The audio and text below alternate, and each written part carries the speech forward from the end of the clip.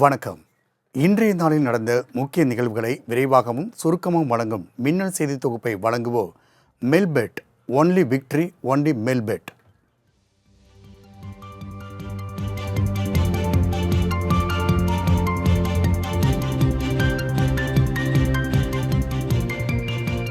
அம்பேத்கர் குறித்த தன்னுடைய பேச்சுக்களை ஏஐ தொழில்நுட்பம் மூலமாக காங்கிரஸ் திரித்து கூறுவதாக மத்திய உள்துறை அமைச்சர் அமித்ஷா குற்றம் சாட்டியுள்ளார்.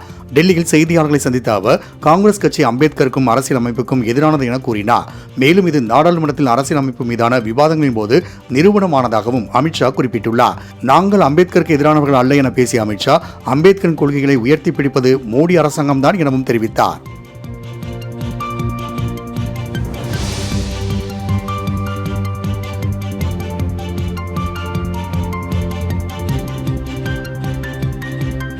அம்பேத்கரின் பாரம்பரியத்தை அளிக்க அனைத்து விதங்களிலும் காங்கிரஸ் ஈடுபட்டதாக பிரதமர் மோடி சாடியுள்ளார். இதுகுறித்து எக்ஸ்தலத்தில் பதிவிட்டுள்ள அவர் அம்பேத்கருக்கு பாரத ரத்னா வழங்க காங்கிரஸ் மறுப்பு தெரிவித்ததாகவும் அம்பேத்கருக்கு எதிராக காங்கிரஸ் செய்த பாவங்கள் என அடுக்கடுக்கான குற்றச்சாட்டுகளையும் பட்டியலிட்டுள்ளார்.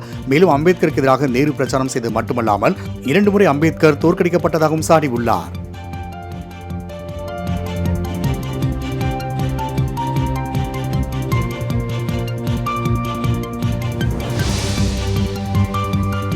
அம்பேத்கரை உள்துறை அமைச்சர் அமித்ஷா அவமதித்ததாக கூறி நாடாளுமன்றத்தில் எதிர்க்கட்சிகள் அமளியில் ஈடுபட்டதால் இரு அவைகளும் நாள் முழுவதும் ஒத்திவைக்கப்பட்டன. முன்னதாக அமித்ஷா பதவி விலக கோரி நாடாளுமன்ற வளாகத்தில் ராகுல், பிரியங்கா தலைமையில் இந்திய கூட்டணி எம்பிக்கள் ஆர்ப்பாட்டம் நடத்தினர். அம்பேத்கரின் புகைப்படத்தை கையில் ஏந்தி அமித்ஷாவுக்கு எதிராக முழக்கமிட்டனர்.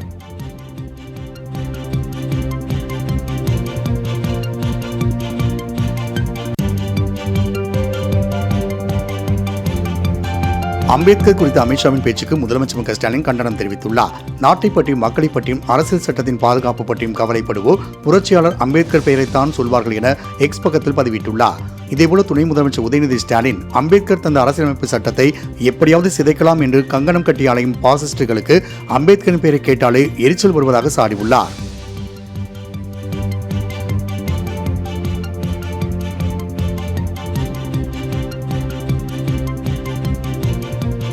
சிறுபான்மை மக்களின் உரிமைகளை தமிழ்நாடு அரசு பாதுகாத்து வருவதாக முதலமைச்சர் மு க ஸ்டாலின் தெரிவித்துள்ளார்.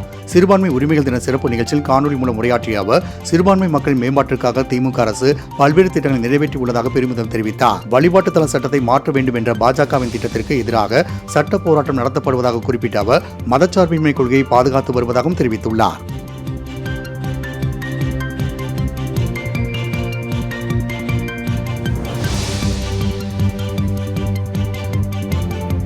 எதிர்க்கட்சிகள் அம்பேத்கர் பெயரை அரசியலுக்காக பயன்படுத்துவதாக பாஜக மாநில தலைவர் அண்ணாமலை குற்றம் சாட்டியுள்ளார். கோவை செல்வதற்காக சென்னை விமான நிலையம் வந்த அவர் செய்தியாளர்களுக்கு பேட்டியளித்தார். அப்போது நாடாளுமன்றத்தில் உள்துறை அமைச்சர் அமித்ஷா தவறாக எதுவும் பேசவில்லை என்றும் எதிர்க்கட்சிகள் அம்பேத்கர் பெயரை உண்மையாக பயன்படுத்தவில்லை என்றும் தெரிவித்தார்.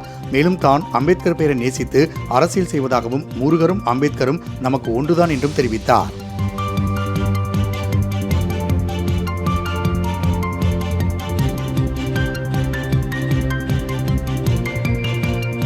அதானி ஊழலை மறைப்பதற்காகவே ஒரே நாடு ஒரே தேர்தல் மசோதா கொண்டுவரப்படுவதாக சபாநாயகர் அப்பாவு குற்றம் சாட்டியுள்ளார். நெல்லையில் அணையில் இருந்த பாசன வசதிக்காக அடுத்த ஆண்டு மார்ச் 31 வரை 120 நாட்களுக்கு தண்ணீர் திறக்க தமிழ்நாடு அரசு உத்தரவிட்டது. அதன்படி சபாநாயகர் அப்பாவு, ஆட்சியர் கார்த்திகேயன் ஆகியோர் தண்ணீரை திறந்து வைத்தனர்.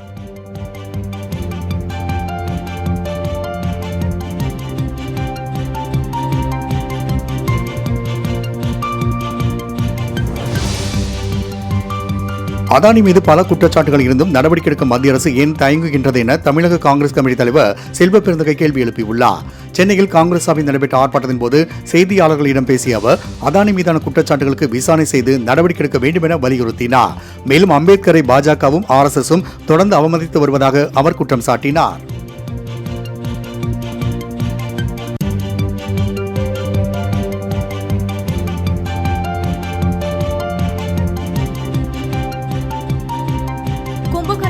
இருக்கும் முதலமைச்சர் மு க ஸ்டாலினை அமைச்சர் TRP ராஜா தட்டி எழுப்ப வேண்டும் என முன்னாள் அமைச்சர் RB உதயகுமார் விமர்சித்துள்ளார்.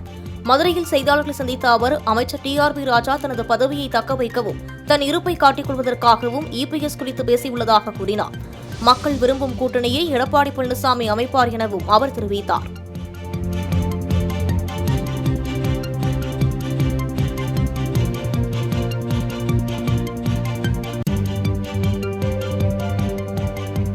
கோயில் தெருக்களில் நடக்க முடியாது என ஆதிக்கவாதிகளால் ஒடுக்கப்பட்டவர்களை கோயிலின் கருவறைக்குள்ளேயே அழைத்துச் செல்ல சட்டம் இயற்றியதே திமுக அரசுதான் என ஆதிதிராவிட நலத்துறை அமைச்சர் மதிவேந்தன் தெரிவித்துள்ளார். இதுகுறித்து அவர் வெளியிட்டுள்ள அறிக்கையில், ஆதிதிராவிடர் மற்றும் பழங்குடியினர் நல ஆணையம் மூலம் சுமார் 2945 மனுக்களுக்கு தீர்வு காணப்பட்டுள்ளதாக குறிப்பிட்டுள்ளார்.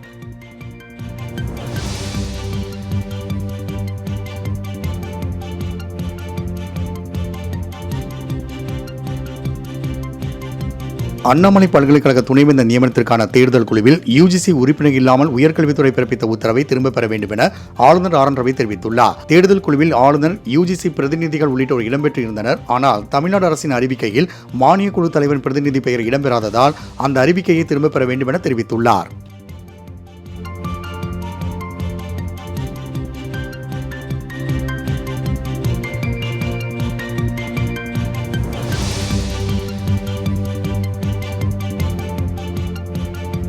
வண்டலூர் அறிஞர் அண்ணா உயிரியல் பூங்காவில் அமைச்சர் பொன்முடியின் காலில் பெண் பணியாளர் விழுந்த சம்பவம் சலசலப்பை ஏற்படுத்தியது. உயிரியல் பூங்காவிற்கு பல்வேறு திட்டங்களை தொடங்கி வைப்பதற்காக வனத்துறை அமைச்சர் பொன்முடி வருகை தந்தார். அப்போது பூங்காவில் பணிபுரியும் 50 பெண்கள் உள்ளிட்ட 213 பேர் கடந்த 15 வருடங்களாக தற்காலிக ஊழியர்களாகவே பணி செய்து வருவதாகவும் தங்களை நிரந்தர ஊழியர்களாக அறிவிக்க வேண்டும் எனவும் கோரிக்கை விடுத்தனர்.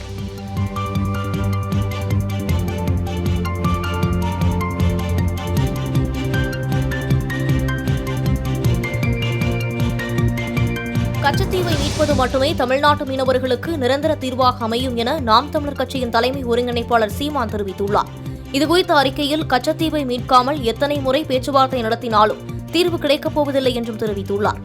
இந்தியா வந்துள்ள இலங்கை அதிபரிடம் கச்சத்தீவு தொடர்பாக பிரதமர் மோடி பேச்சுவார்த்தை நடத்த வேண்டும் என்றும் சீமான் வலியுறுத்தியுள்ளார்.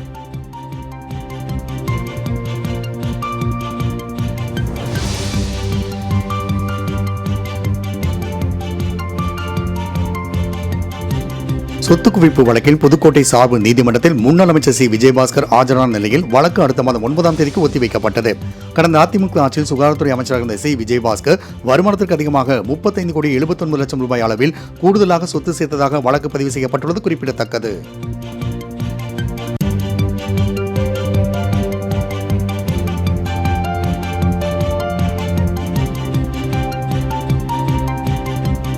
ஆளுநர் மாளிகை முற்றுகையிட முயன்ற காங்கிரஸ் கட்சியினரை போலீசார் கைது செய்தனர். அதானி மற்றும் மணிப்பூர் விவகாரம் தொடர்பாக மத்திய பாஜக அரசை கண்டித்து சென்னை சைதாப்பேட்டை பனகல் மாளிகை அருகே காங்கிரஸ் கட்சி சார்பில் ஆர்ப்பாட்டம் நடைபெற்றது. அப்போது மத்திய அரசுக்கு எதிராக காங்கிரஸ் கட்சியின் முழக்கங்களை எழுப்பினர். தொடர்ந்து ஆளுநர் மாளிகை முற்றுகையிட முயன்ற காங்கிரஸ் கட்சியினரை போலீசார் தடுத்து நிறுத்தி கைது செய்தனர்.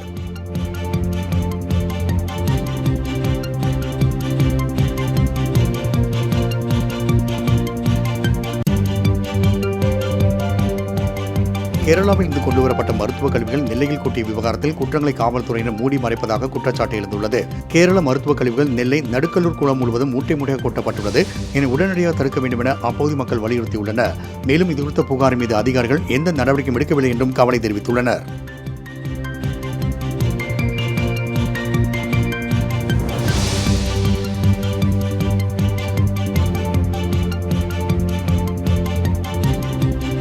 கேரள மருத்துவக் கழிவுகள் தமிழ்நாட்டில் கொட்டப்படுவதற்கு தென்மண்டல பசுமை தீர்ப்பாயம் கடும் கண்டனம் தெரிவித்துள்ளது. கேரள மாசு கட்டுப்பாட்டு வாரியத்தின் உயர் அதிகாரிகள் நேரில் ஆஜராக உத்தரவிட்டுள்ளது. கேரள மருத்துவக் கழிவுகளை முறைப்படி அகற்றும் வசதிகளை மேற்கொள்ளாமல் ஏன் மருத்துவமனைகளுக்கு அனுமதி வழங்க வேண்டும் என கேள்வி எழுப்பியுள்ள பசுமை தீர்ப்பாயம், மருத்துவக் கழிவுகளை அகற்றுவதற்கு உரிய செலவு தொகையை கேரள மாசு கட்டுப்பாட்டு வாரியத்திடமிருந்து தமிழ்நாடு அரசு வசூலிக்கவும் உத்தரவிட்டுள்ளது.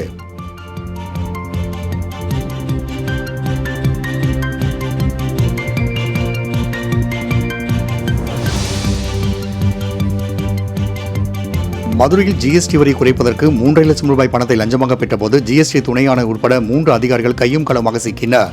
மதுரையை சேர்ந்த டிரான்ஸ்போர்ட் தொழில் செய்து வரும் கார்த்திக் என்பவர் ஜிஎஸ்டி வரி பாக்கி செலுத்துவதற்காக ஜிஎஸ்டி துணை கமிஷனர் சரவணகுமாரை அணுகியுள்ளார். அப்போது சரவணகுமார் இதுகுறித்து லஞ்சம் கேட்ட நிலையில் சிபிஐயிடம் புகார் அளித்துள்ளார். அவர்கள் அளித்த அறிவுரையின்படி கார்த்திக் பணத்தை வழங்கும் போது கையும் களமாக அதிகாரிகள் கைது செய்தனர்.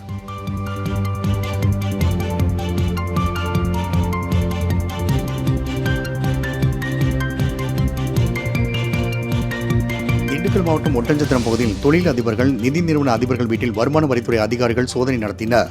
30க்கும் மேற்பட்ட அதிகாரிகள் குழுவினர் தாராபுரம் சாலையில் செயல்பட்டு வரும் குழந்தைவேல் மற்றும் முருகன் சகோதரர்களுக்கு சொந்தமான நகைக்கடை, பெட்ரோல் பங்க் மற்றும் அவர்களின் வீடுகளில் சோதனை நடைபெற்றது.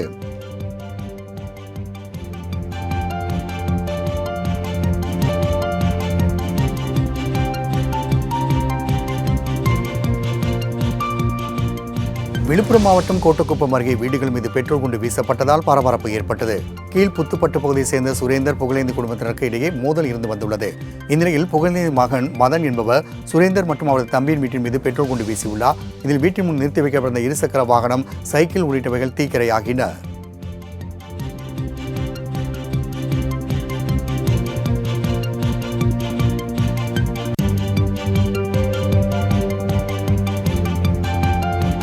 ராமநாதபுரம் மாவட்டம் கமுதி அருகே சாலை அமைக்கும் பணி மந்தமாக நடைபெற்று வருவதால் கிராம மக்கள் அவதியடைந்து வருகின்றனர்.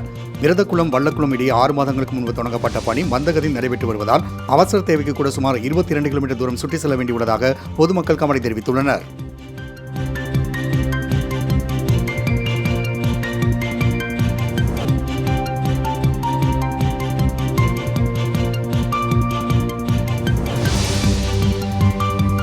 சென்னை ஓஎம்ஆர் ECR சாலையில் ஏற்பட்ட சாரல் மழையால் குளிர்ச்சியான சூழல் நிலவியது. வங்கக்கடலில் நிலை கொண்டிருக்கக்கூடிய குறைந்த காற்றழுத்த தாழ்வு மண்டலம் காரணமாக சென்னை புறநகர் பகுதியான ஓஎம்ஆர் சாலை, ECR சாலை, சோழிங்கநல்லூர், பள்ளிக்கரணை, மேடவாக்கம் உள்ளிட்ட பகுதிகளில் விட்டுவிட்டு சாரல் மழை பெய்து வருகிறது.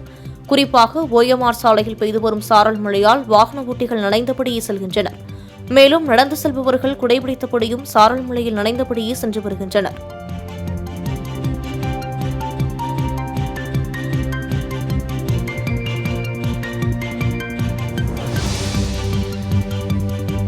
திருப்பூரில் சொத்து வரி உயர்வு மற்றும் வணிக வாடகை கட்டடங்களுக்கான 18 விழுக்காடு GST வரியை திரும்பப் பெற வலியுறுத்தி மத்திய மாநில அரசுகளை கண்டித்து கடையடைப்பு போராட்டம் நடைபெற்றது. திருப்பூர், அவிநாசி, பல்லடம், தாராபுரம் உட்பட பல்வேறு பகுதிகளில் அனைத்து வணிகர் சங்கம் மற்றும் அனைத்து வியாபாரிகள் சங்கம் கூட்டமைப்பின் சார்பாக கடையடைப்பு போராட்டம் நடைபெற்றது. இப்போராட்டத்திற்கு அனைத்து கட்சியினர் சார்பிலும் ஆதரவு தெரிவிக்கப்பட்டது. இதனால் பொதுமக்களின் இயல்பு வாழ்க்கை பாதிக்கப்பட்டதுடன் பல லட்சம் ரூபாய் மதிப்பிலான வர்த்தகமும் பாதிக்கப்பட்டது.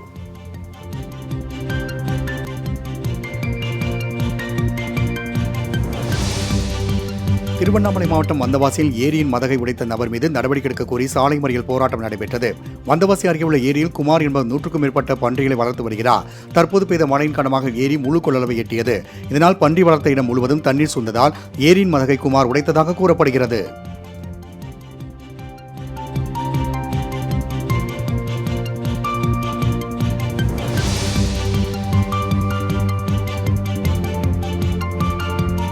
கடலூர் மாவட்டம் வேப்பூர் அருகே சுகாதாரமற்ற முறையில் குடிநீர் வழங்கப்படுவதாக கூறி கிராம மக்கள் மறியல் போராட்டத்தில் ஈடுபட்டனர். சாத்தியம் கிராமத்தில் ஏரியில் உள்ள கிணற்றின் மூலம் குடிநீர் வழங்கப்பட்டு வரும் நிலையில் கிணற்று நீரோடு ஏரியில் உள்ள நீரும் கலந்து சுகாதாரமற்ற முறை இருப்பதாக கூறப்படுகின்றது. இது தொடர்பான புகாரின் மீது நடவடிக்கை எடுக்கப்படாததால் பொதுமக்கள் போராட்டத்தில் ஈடுபட்டனர்.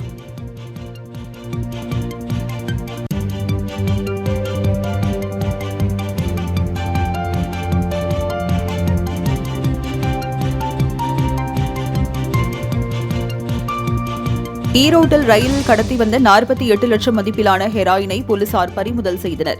ஈரோடு ரயில் நிலைய வளாகத்தில் ரயில்வே போலீசார் அசாமை சேர்ந்த 2 நபர்களிடம் மேற்கொண்ட சோதனையில் 48 லட்சம் ரூபாய் மதிப்பிலான ஹெராயின் போதைப்பொருள் இருப்பது கண்டறியப்பட்டது.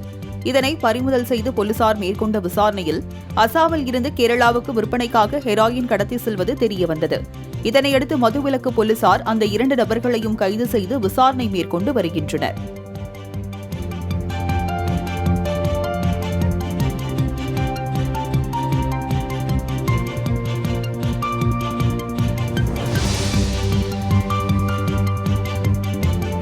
வேலூர் மாவட்டம் கருக்கம்பத்தூர் அருகே காவல்துறை சார்பாக வைக்கப்பட்ட கண்காணிப்பு கேமராக்களை மர்ம நபர்கள் சேதப்படுத்திய சம்பவம் பரபரப்பை ஏற்படுத்தியுள்ளது.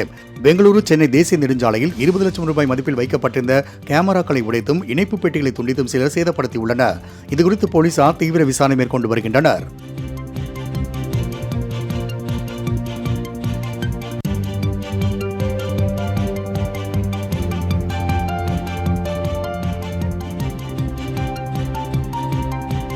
நீலகிரி மாவட்டம் குன்னூரில் அதிகாலையில் தனியாக இருக்கும் பெண்களின் வீடுகளை நோட்டமிட்டு கதவை தட்டி மிளகாய் பொடி வீசும் மர்ம நபரால் பரபரப்பு ஏற்பட்டுள்ளது. குன்னூர் VP தெருவில் தனியாக இருந்த பெண்ணின் வீட்டின் கதவை மர்ம நபர் ஒருவர் தட்டியுள்ளார். அப்போது மாடி வீட்டில் உள்ளவர்களுக்கு அந்த பெண் தகவல் கொடுக்கவே மேல் வீட்டான் மின் விளக்கை ஒளிரவிட்ட போது அந்நபர் தப்பி ஓடியுள்ளார்.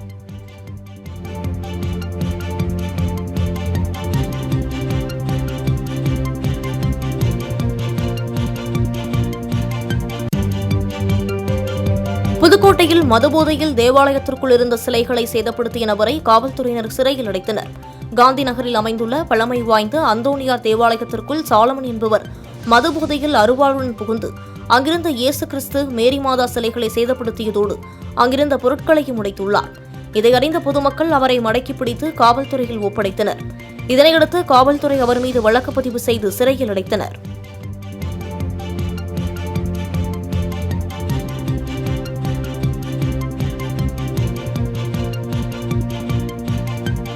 கடலூர் மாவட்டம் பண்ருட்டி அருகே தென்பெண்ணை ஆற்றில் தொல்லியல் ஆய்வாளர் இமானுவேல் மற்றும் வரலாற்று ஆர்வலர் பிரதாப் ஆகியோர் மேற்புற கள ஆய்வு மேற்கொண்டனர்.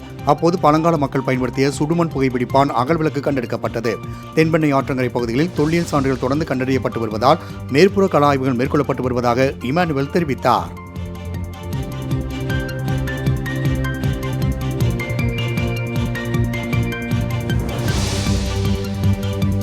நீலகிரி மாவட்டம் பந்தலூர் அருகே குடியிருப்புகளை சேதப்படுத்திய புல்லட் ராஜா காட்டு யானையை பிடிக்க வலியுறுத்தி அப்பகுதி மக்கள் போராட்டத்தில் ஈடுபட்டனர். பந்தலூர் அருகே முகாமிட்டுள்ள காட்டு யானை ஆனைப்பள்ளம் தோட்ட தொழிலாளர்களின் வீடுகளை உடைத்து சேதப்படுத்தியது. இதையடுத்து யானையை உடனடியாக வனப்பகுதிக்குள் விரட்ட வேண்டும் என மக்கள் கோரிக்கை விடுத்துள்ளனர்.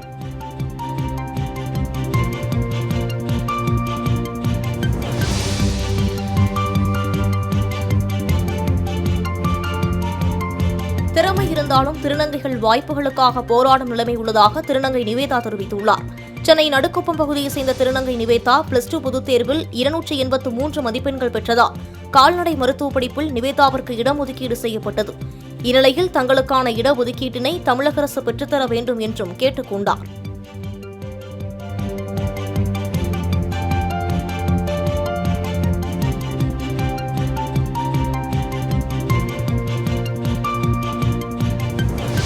குடியிருப்பு பகுதியில் சூழ்ந்த மழைநீரை அகற்றக் கோரி பொதுமக்கள் சாலை மறியல் போராட்டத்தில் ஈடுபட்டதால் போக்குவரத்து பாதிக்கப்பட்டது. திருச்சி மாநகரில் சாலையில் தண்ணீர் தேங்கக்கூடாது என்பதற்காக மாநகராட்சி மற்றும் நெடுஞ்சாலைத்துறையினர் குடியிருப்பு பகுதியில் தண்ணீரை திருப்பிவிட்டதால் 61 வார்டுக்குட்பட்ட காஜாமலை மெயின் ரோடு, JK நகர் உள்ளிட்ட பல பகுதியில் உள்ள வீடுகளில் தண்ணீர் சூழ்ந்தது.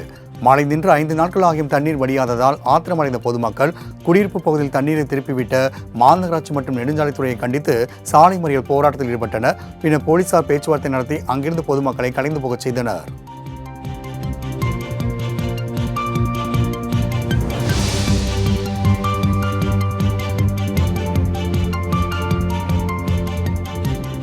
திண்டுக்கல் மாவட்டம் பழனி அருகே திமுக பேரூராட்சி தலைவரை கண்டித்து திமுக கவுன்சிலர்கள் தர்ணா போராட்டத்தில் ஈடுபட்ட சம்பவம் பரபரப்பை ஏற்படுத்தியுள்ளது. நெய்க்காரப்பட்டி பேரூராட்சியில் 15 வார்டுகள் உள்ள நிலையில் 14 வார்டுகளில் திமுகவை சேர்ந்தவர்களே கவுன்சிலராக இருந்து வருகிற நிலையில் கருப்பாத்தால் காளியப்பன் என்பவர் ஊராட்சி தலைவராக இருந்து வருகிறார். இந்நிலையில் ஊராட்சியில் பொதுமக்களுக்கு தேவையான கால்வாய் வசதி, குடிநீர் வசதி, சாலை வசதி உள்ளிட்ட எந்த பணியும் நடைபெறவில்லை என தலைவர் தன்னிச்சையாக செயல்படுவதாகவும் குற்றம் சாட்டிய திமுக கவுன்சிலர்கள் பேரூராட்சி அலுவலகத்தில் தர்ணா போராட்டத்தில் ஈடுபட்டனர்.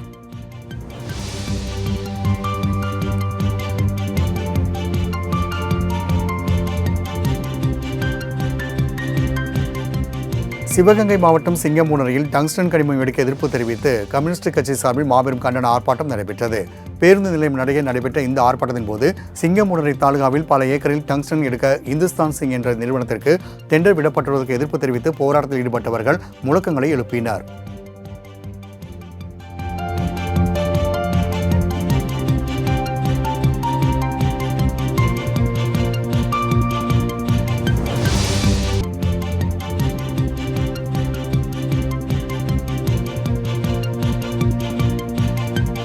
உத்தரப்பிரதேச மாநிலம் நொய்டாவில் விளையாட்டுப் பள்ளி கழிவறையில் ஸ்பை கேமரா பொருத்திய இயக்குநரை போலீசார் கைது செய்தனர். நொய்டாவில் தானே பகுதியில் உள்ள ஒரு விளையாட்டுப் பள்ளியின் கழிவறைக்கு சென்ற ஆசிரியை அங்கு மீன்விளக்கு ஹோஸ்டலில் ஸ்பை கேமரா இருப்பதை கண்டறிந்து காவல்துறையில் புகார் அளித்தார். இதுகுறித்து விசாரணை மேற்கொண்ட போது அப்பள்ளியின் இயக்குநர் நவ்னிஷ் ஷஹாய் கேமராவை ஆர்டர் செய்து பொருத்தியது கண்டுபிடிக்கப்பட்டது. இதையடுத்து பள்ளியின் இயக்குநரை போலீசார் கைது செய்து சிறையில் அடைத்தனர்.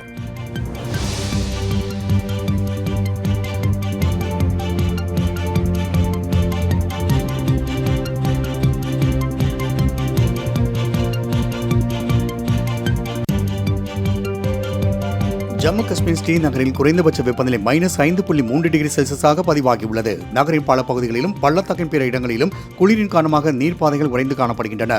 இந்த கடும் குளிர் வரும் 21, 22 ஆகிய தேதியில் குறையும் என்றும் வரும் 26ஆம் தேதி வரை வறண்ட வானிலை நீடிக்கும் என்றும் வானிலை ஆய்வு மையம் கணித்துள்ளது.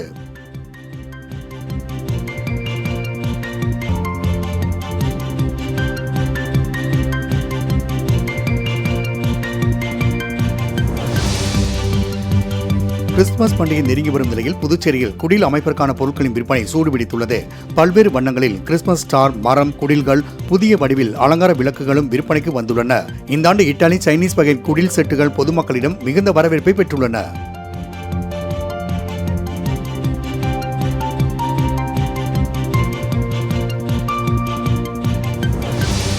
சென்னையில் பிறந்த இந்திய வம்சாவளி அமெரிக்கர் 2024ஆம் ஆண்டுக்கான மிஸ் இந்தியா USA பட்டத்தை வென்றுள்ளார்.